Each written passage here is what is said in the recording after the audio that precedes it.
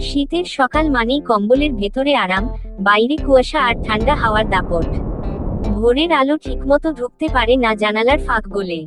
চারপাশ নিস্তব্ধ, শুধু দূরে কোথাও মোরগের ডাক শোনা যায়। এমন সকালে ঘুম থেকে উঠতে মন চায় না কারোই। এই তো রে, কয়টা বাজে জানিস? এখনো ঘুমাচ্ছিস? কম্বলের ভেতর থেকে একটা গুমোট আওয়াজ বেরিয়ে আসে। মা, শীত লাগছে, আজ উঠবো না। শীত তো প্রতিদিনই লাগবে, তাই বলে কি উঠবি না? পড়াশোনা কি বন্ধ থাকবে? মায়ের কথার জবাব নেই। আজ যদি রবিবার হতো। বাইরে থেকে ভেসে আসে ঝাঁটার শব্দ। মা উঠে ঘরের কাজ শুরু করে দিয়েছেন। চা বানাচ্ছি, উঠবি তো? চা মানে গরম? চায়ের নাম শুনতেই শরীরের অলসতা একটু একটু করে কমতে থাকে। কম্বলের ভেতর থেকেই পা নড়াচড়া শুরু হয়। ঠান্ডা মেঝের কথা ভাবতেই গায়ে কাটা দেয়। মা, জলটা একটু গরম করে দিও। এই তো বলছিলাম, উঠতেই হবে। অবশেষে কম্বল সরিয়ে বসে পড়ল।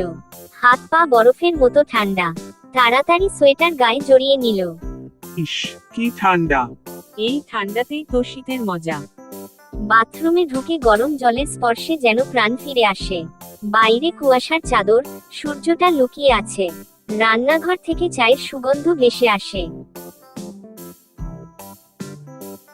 মা, চা দাও। এই নে, আগে হাত গরম কর। চায়ের কাপে চুমুক দিতেই শরীর মন দুটোই গরম হয়ে যায়।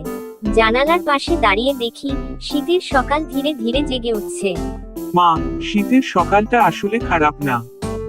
এই কথাটাই তো বুঝতে দেরি হয়।